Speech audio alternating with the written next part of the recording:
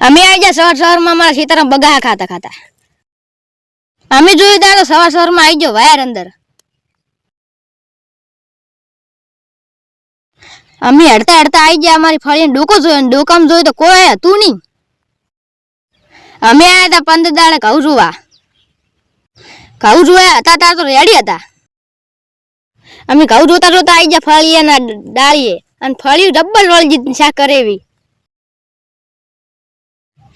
એના પાસે આવ્યા પાપડીનો ઝાલર, પણ એનથી કમ્પ્લીટ હતી ઝાલર.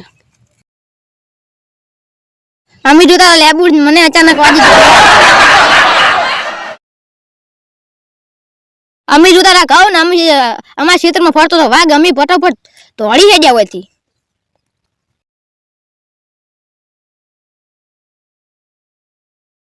હિતેશભાઈ જોતા ડુંગળી અને મેં એને લેબડામાંથી પત્તા છોડી લીધા મારી દાળમાં નાખવા.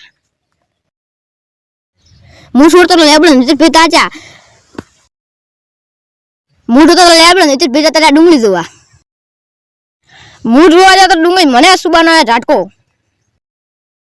મને આ ઝાડકો ને હું વાર કૂદીને જતો રહ્યો ડુંગળી જોવા.